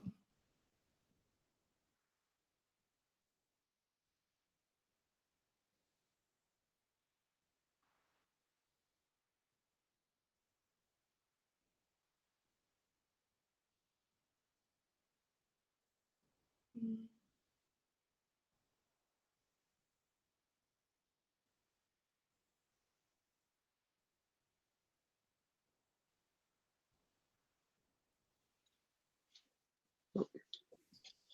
Sorry, I think I disconnected there. Me too. Hopefully it reconnects for everyone else as well. Let's see. It's still not showing that it's live. Sorry. Okay. Wait, it's back, I think. Yep. Okay, they say it's good to go. All right, so we're back on Richard. Oh boy.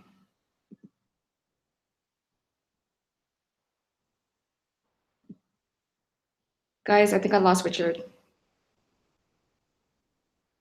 They said difficulties. Okay, All wait, are we back? right, back. Okay, so we were talking about design trends, right? And you had a pretty good cop out answer. I'm just kidding. Okay, so for me, I don't really follow like design trends in on the technical side, like like drop shadow, like flat design, what's good. Like I see it, but I don't really try to hop on too fast either. What I like to see more of is like the design state. Like what kind of state is the UI UX design in right now? And for me, a prediction or what I'm seeing right now is I see a more I see designers are kind of like tasked with how to make the design for the company like more transparent and inclusive, like Mhm, especially with what just happened with ooh, hold on, sorry, with like Facebook with the data breach, and then Uber with what happened to them. I feel like, and then the GDPR. I mean, as a company moving forward, they're gonna be very more focused on like how do we make it okay for the users, meaning anyone that's gonna sign up to their platform, be mhm, okay giving out information. With because of what happened to the big companies, now the smaller startups are tasked with like how do we make it okay for the user now. So I feel mhm, like moving forward, there's gonna be definitely a more focus on just transparency. How do we ask people to give their data without feeling skeptical or feeling safe giving it? And then also inclusivity. I think I'm saying that wrong. Inclusiveness. Like a lot of design has been happening before with illustrations where people's skin are just white. Now mhm, you see a lot of illustrations where the skin is not white anymore, but it could be like a brown or blue or purple, or just like Right. showing that it's design is for everybody, or my company or what we do is for everybody. So more inclusive of like ethnicity and different types of backgrounds that are out there. So for me, the two biggest trends that I'm seeing so far, which are definitely good, is transparency and inclusiveness in design. So I think if you can also talk about that in interviews and being aware of these things, that would also be very helpful as well. Everyone's like answering a question in the live chat. Maybe we can answer this again like in more detail, but somebody asked like when making user interfaces, whether or not you should use a native component or a custom component. So I'm gonna quickly type out an answer and then I'll elaborate.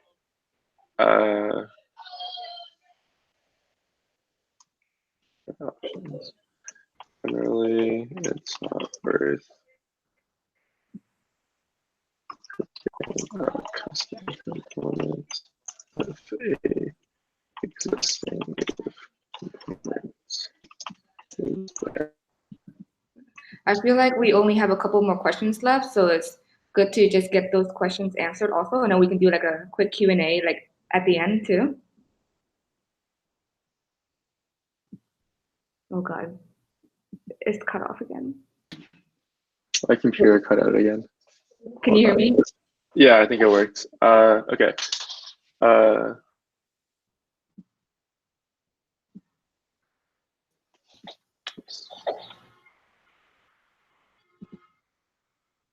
don't know why it's lagging so much. Yeah, it's lagging. Can you hear me okay? Is it? It's definitely lagging. Say something. 1, 2, 3. Okay, I think it's okay to proceed. So I said there's only a couple more questions left, so let's try to answer that, and then maybe we can do a quick Q&A at the end. But you Sure. guys, these questions, they definitely deserve a more thought out answers. And honestly, if we went really into each one of these questions, this pot talk would definitely go over a long time. So Richard and I were thinking that maybe we can actually, if you guys are interested, Mm-hmm. if you guys are interested, we can do like a mini series where we tackle certain topics more in depth. So we can do that. But we apologize in advance if our questions are not thorough enough, just because we're trying to keep this, short for everyone's sake. It is a Saturday night over there, so apologize in advance. Okay, so the last two questions that we had. Oh, did you want to add in anything about the trends? I should probably clarify that there's a difference between like micro UI, like drop shadows, like corners, gradients, like specific UI stylings, like that stuff. I feel like it's like more experimental. You can play around with it, but like I don't look too much into it. But there's Yeah. like more like macro trends, which are more like abstract concepts that's like being more like focused on right now in design. And those I feel like are very important to pay attention to because they kind of like inform how the design industry is like moving in general and like what things people actually care about right now. Yeah. One of the recent ones was like security with like Facebook's data breach, and also like GDPR and stuff. Like that is like a new concept and a new trend that all designers need to get on board with because now how do you design security and trust into your products? And that's like something users care about. So to provide the best user experience, you need to be aware of that trend and like know the principles behind it. Some other income design trends right now are like calm design. Basically, how do we create like a better relationship between people and technology? For instance, like native iPhone, like iOS, and also like Instagram right now, they're telling you like your screen time usage, and they're actually encouraging you to use like less of their My product, which is like such a crazy concept. But it's because like people are caring more about like their relationships and how much of their lives they devote into like digital media. So like kind of like understanding like where people's uh like thoughts, opinions, and interests like shift along like the design axes or timeline is very important, and like keeping yourself like up to date and progressive in like the field. Don't know Yeah, what your thoughts are on that. yeah. And back to what I was saying about like the transparency and inclusiveness, you can definitely feel this trend right now just from seeing all like the big companies starting to showcase their redesign, like Uber Hmm. redesigned their brand, and then um was it Dropbox? They just did a redesign as well. Um, Squarespace, and you can see that they're always saying things like, we want it to be more open and transparent and inclusive for everybody. So you guys definitely want to stay on top of like just what's happening in the state of UI UX. But with Hmm. what in the beginning, you don't want to follow things too blindly, you know, because you want your design to not just look good, but you need to make sure it works as well. That's the whole part of the UI and the UX Hmm. part. Okay, so the Yep. next question is, what apps would you start with, and which software did you learn on? Uh, I think we have like the same answer for this one, but definitely Sketch is where we both started. Right now, still, it's kind of like the the companies and product designers use it. Sketch has such a large, powerful ecosystem of like tools and plugins to really optimize your workflow. Like some common integrations are like InVision for prototyping, Marvel for prototyping, Zeppelin for handoff, Abstract for version control, Overflow for user flows. Like Sketch has like so many like plugins and integrations that really make it indispensable. Some other alternatives people use are like Adobe Creative Suite, which I think is kind of getting outdated. Like it's not really meant for UI design. Yeah, Um, I've heard good things about Framer X, but I haven't personally touched it. But I think like we agree on this. Hands down, right now, Figma, I think, is like the best and newest design tool everyone's slowly moving towards. Like some of us current designers are still stuck on Sketch because our workflows are so heavily embedded into it. But yeah, if you're a brand new designer and you don't really have any ties to Sketch, I would highly recommend that you start just learning Figma. And the yeah, two programs are like similar enough that you can kind of use them interchangeably, and the curve is like pretty low once you know one of them. yeah. I definitely agree with that. Like Richard said, I definitely started out with Sketch also, but then once Figma came out, I jumped on board that really quick just because of the whole collaboration aspect. Like for multiple designers working on one file, that kind of just like blew my mind. It's Hmm. amazing. And then with Figma, you it's so versatile that you don't really have to use like other tools to get the work done. Like with Hmm. Figma, there is already version control, so you don't have to use Abstract to manage your files and who committed what. Hmm.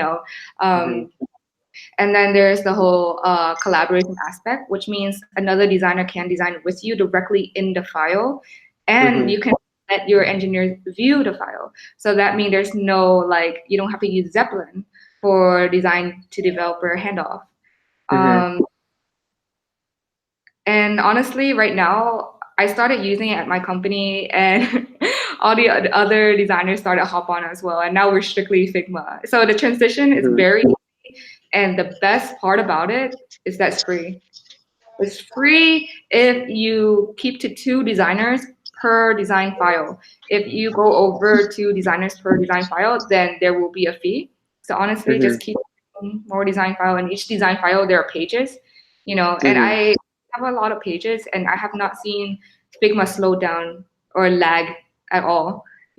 So that's definitely okay. Whereas Sketch, you have to pay like 99 a year or something. Of course, you can also, find it for free somehow.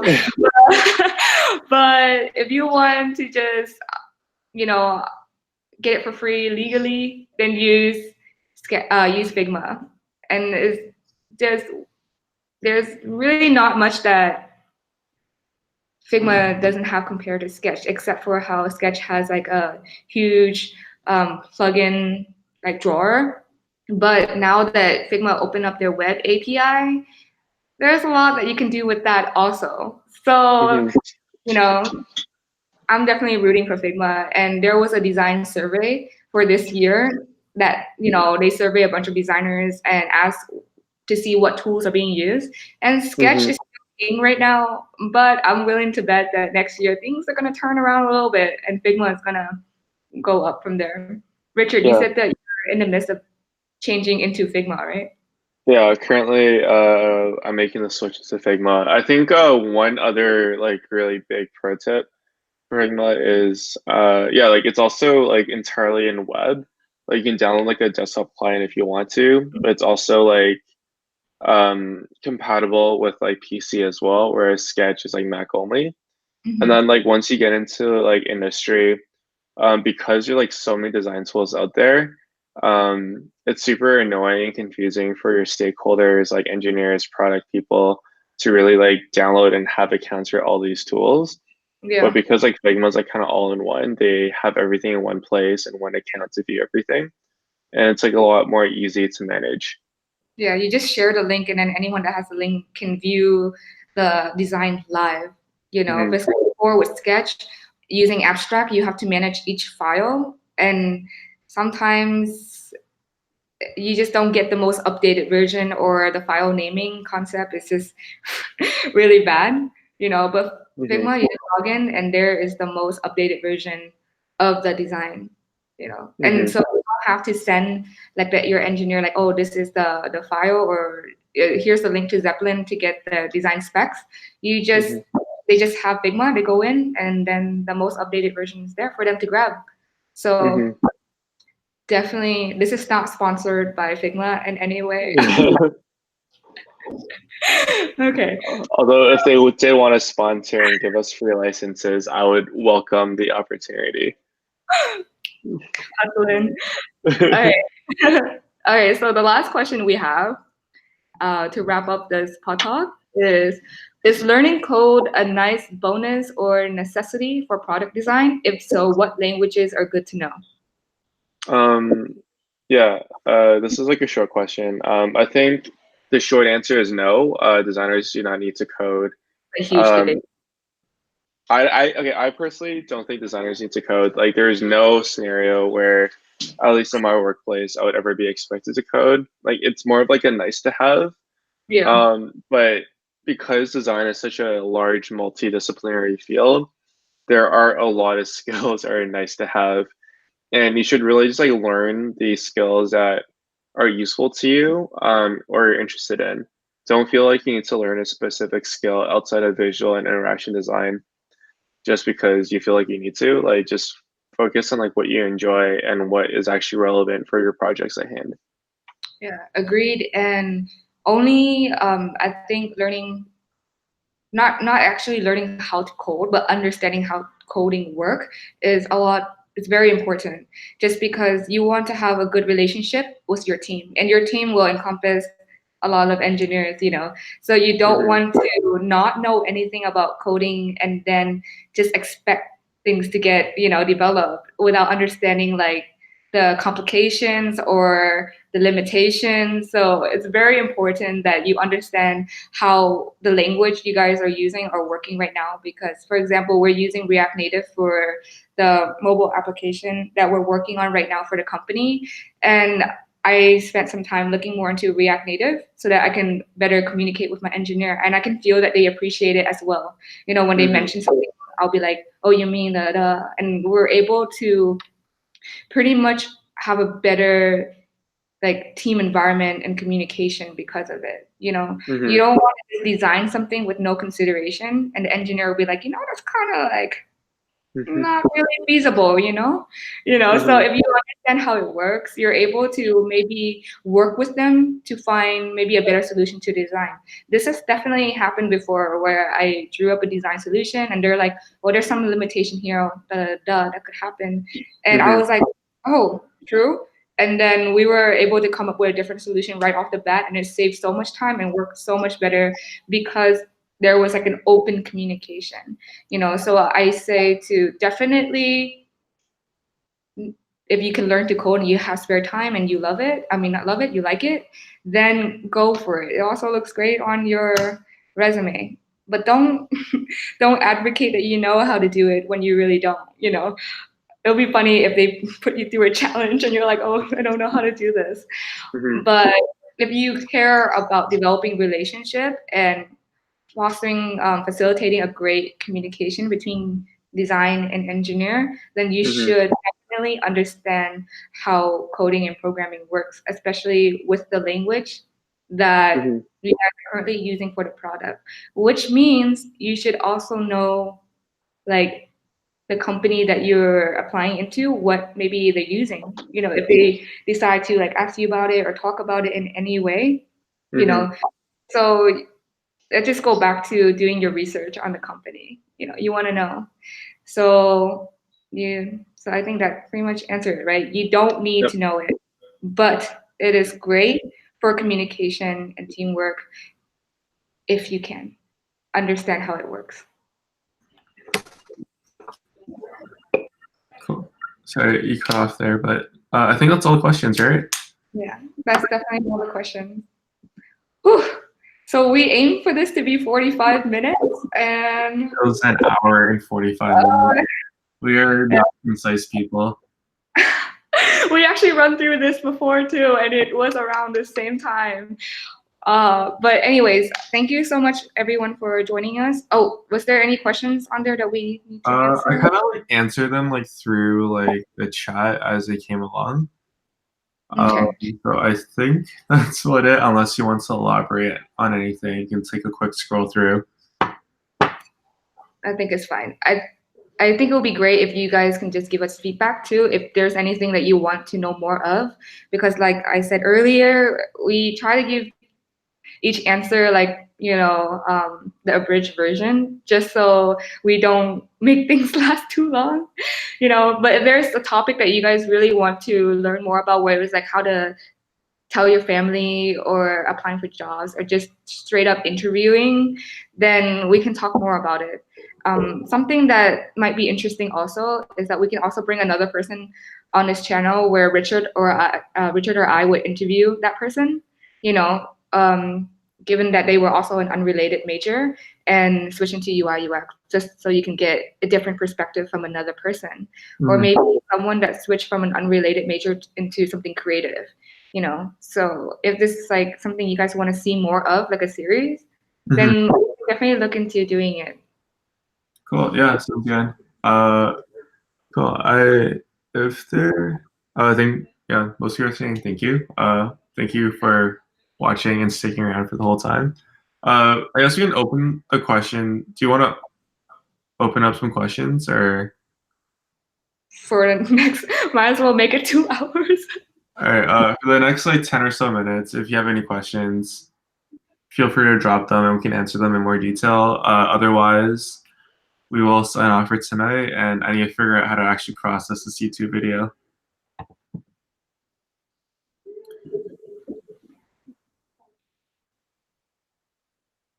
Okay. I'm just gonna awkwardly wait for like 30 seconds to see. I'm so thankful that I'm not hungover right now. Okay, so Carmen Yang asked, do you want to stay specifically in UX/product design, or are there different areas and roles you're curious about or want to dabble in later on? Ooh, I like that. That's a great question. I think for me, like, I think I can comfortably like be a designer for the rest of my life and like still be entertained and like into like all these like problems. I think like as I mentioned earlier, it's like not as long as like you're not complacent and you're like taking on like new design challenges like outside of your safety outside of your comfort zone. I think you'll always like be interested and like at least for me, like I think I'll always be interested and it'll always be like a new experience and like something I really like. Like next year I hope to do more AR VR projects and like maybe like work on projects that like heavily integrate like security or like work on localization or like work on comm design. Like it's such like an endless, like deep and evolving field. I feel like I could definitely like spend like the rest of my life like just like solely focus on design. So I think like I'm probably Married. I'm probably gonna stay here for a couple decades. I don't know about you. So for me, I am enjoying my role right now as product design, just because it's very general and working at a startup, you get to do a lot of things and you get to see what you like doing more. And right now for my work, I am pretty much like a product owner, which means I get to lead a team in developing a product. I'm the designer and it's kind of like a leader manager in that product and working with the engineers and pushing a mission forward for what we're trying to do. And I really do enjoy like I find that I gravitate more towards the leading and advising and creating a team environment a lot more than technical design. Like I do enjoy like designing solutions and all that stuff, solving problems, but I also really like gathering people towards like a commonality, So definitely in the future, I can see myself definitely applying to more like product manager roles, like moving to really lead a team, which is what I'm doing right now. But being the product designer and the product owner at the same time is a lot. So I think moving forward, definitely PM. And I also noticed that I really enjoy growth, like how to keep user retention or how to resurrect a user once they're lost, or how to grow a product.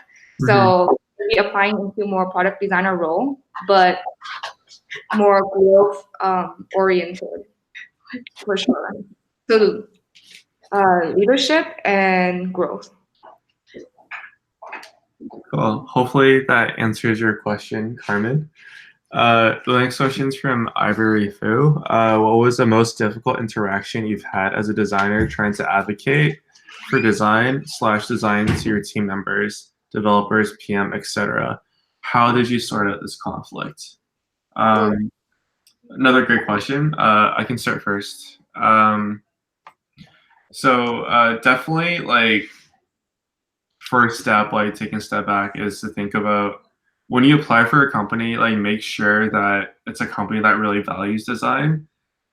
This isn't like as big of an issue like nowadays, but like maybe 5 years ago, design didn't really have a seat at the table. But now like design's like much more well respected, like the whole trifecta between design, PM, and Eng has formed. But definitely like depending on like where you are, it might not be as valuable. And I think at this point, it's like really important that as an advocate, you really highlight the benefits of design and you can really defend and articulate your decisions properly and really like just like be able to like communicate like why design is important. And like there's no easy like thing you can do or easy thing you can say. It's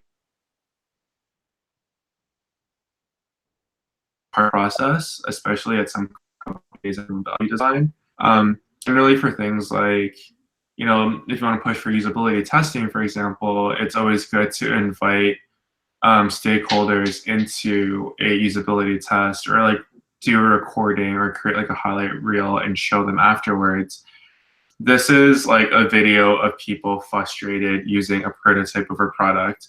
And usually a lot of people like non-designers, they kind of like operate within their own bubble and they go like, oh, like we designed everything like so well, like there's no way it's going to be like hard to use. But once they actually see like irrefutable proof, like a video of somebody struggling with the design or like a product or something that they built, like it's a lot easier to like advocate and convince them that some sort of design intervention is necessary. Mm-hmm. Definitely agree with that. And I think you can maybe minimize this maybe if you already have mission and goals set. Sometimes there could be just problems because there are misunderstanding, Like maybe you guys don't have like a goal that you guys are going forward, so everyone kind of have a different goal in mind, you know. So misunderstanding can be just a really big part of this. So maybe if there is some it's getting heated, you remind everybody, yo, what is the goal here, you know. That would be a really big one. Talk about the goal, what the mission is, and then sometimes it's just asking the question, you know, stop assuming and just ask the question to get people to the right conclusion, or not the right conclusion, but, you know, what you're trying to advocate for. Because sometimes you just jump into the solution and you don't really, you know, ask the questions or what you're trying to do, plan out the picture. So for me, if I'm ever trying to pitch something, I always start with, hey, this is what's happening now. You know, and we want to do this, and these are the solutions that could possibly happen. Does anybody have any questions? And you really want to make sure people ask questions, because if they're not asking questions, that's not good, you know. Yes. And then one other thing is that if you feel like going into it, there's going to be some rebuttal, you might want to bring some ammunition, you know, like you want to kind of like test it out beforehand to show that, hey, this is will actually be measured, the KPI show some improvements or whatever, like test it out a little bit, or kind of like you really want to get the buy-ins, you know. So, and definitely what Richard said about taking a step back, be like, hey guys, it feels like we're not reaching any conclusion right now, maybe we should just end it here, and then everybody go home, think about it, and then we will talk about it again tomorrow. You know, sometimes you don't want to force a decision right there, where while the tension is really hot, and it has definitely happened before. So just take a step back, reevaluate, and then come back the next day. Yeah, I agree. One last point, just like add on to that, is like I really like your point on the ammunition. Definitely, I feel like sometimes designers need to be more prepared than designers and developers. So like sometimes like you need to create like a PowerPoint, or like you need to like come with like stats or like videos or like evidence of like certain design decisions if you really need to push for it. Generally, some engineers, especially engineering stakeholders, they might push to do a implementation of your design in an easier way, and you really need to back up why you think it should be done your way or like a more difficult way. And in terms of like product, like it's really important that you kind of like understand like the business side and be able to articulate why a certain design decision will improve like the main business KPI on the long run. Yeah. This is not too related, but if you're trying to get the buy-ins of your like engineers, for example, sometimes engineers they spend most of their time behind a computer coding, so they don't really get to interact with like the user as much as you do. So what I did was I'd be like, hey, you want to go on a user research with me? You know, let's just come forward. You know, so we would go, he would sit next to me, and then I will, you know, interact with the user and ask questions very casually. And then when he starts seeing like the struggles of the users firsthand, that's when you can see the click in their head, you know. And then the next day I see like a much more improvement in like just proactivity or caring about the user and stuff like that. Because if you don't put like a person to a person to the product that's using, you know, then there's not much a connection to it, you know. So one way of just getting your engineers like really, I don't want to say motivated, but involved, is to involve them more in the process. Don't just design and then hand it off. You want to show them how it will work and the benefits, and then when they see people struggling using something they develop, it really clicks. So that is a very something you should look into probably. Yeah. And sorry to add on to your add-on. Like yeah, there is like actual things for like empathy building exercises that you're supposed to do with like the entire team.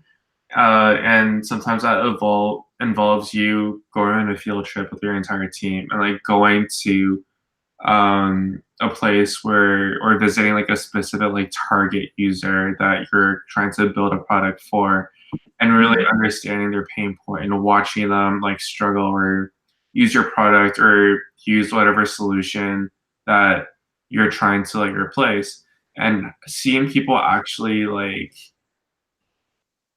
I don't know, like seeing people actually struggle, as bad as that sounds, is like a very visceral reaction for like everyone. And that usually kind of like puts like a it's like, oh, like I met 2 weeks ago on this thing. So now when you design something, we're like, all right, like think about Bob. That's like the whole idea behind personas. And then like another thing that I sometimes do with like more difficult teams, a little bit passive aggressive, but like I start CCing them on all these support emails. Which you may or may not want to do, but sometimes if like they're like, oh, like like let's implement it this way, it's so much easier, and then like you end up compromising. Like any support debt or any sort of like user like feedback that's like negative because of that, you start like documenting and CCing them, just kind of like passive aggressively, like I told you so. You don't actually do that, like last resort, but like empathy building exercise first, and just like make sure that you're prepared to communicate and you back yourself up. Yeah, it's just also go back to respect for the craft of both people. Like engineering is not easy, and so design is not easy either. And you just have to kind of like, understanding how both work and showing respect for both sides. Yep. That's really important. Yeah, I actually like highly recommend that every designer spend some time like shadowing a developer, actually like sitting down and watching them implement a design. It's a very like interesting and valuable experience. And once you do that, sometimes you can convince a developer to shadow you while you design. And then just getting that respect and empathy for each other's crafts will improve your collaboration a lot moving forward. Yep. Okay. Yeah. Yeah. Okay, it is officially 2 minutes.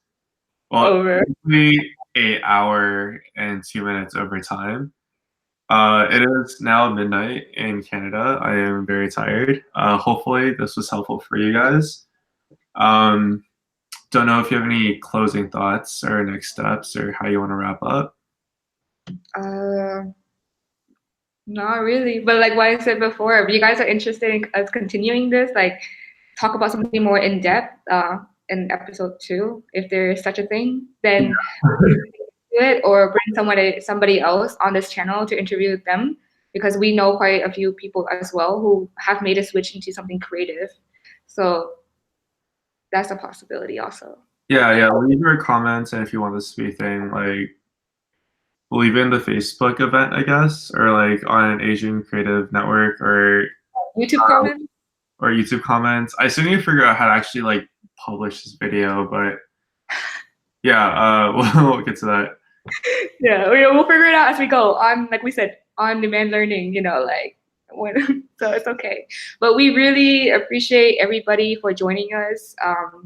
It's a Saturday night again for a lot of you, so really appreciate you joining this pod talk with us, and we hope it was useful for you. And what I mentioned before, if you're interested in us reviewing your case study or portfolio, feel free to send it to our emails, and we can do it. Cool. All right. Well, signing off. Have a good night, everyone. Thanks for staying in for the whole time. Cool. Take care. How do we turn this off? All right. I'll turn it off. Bye, guys.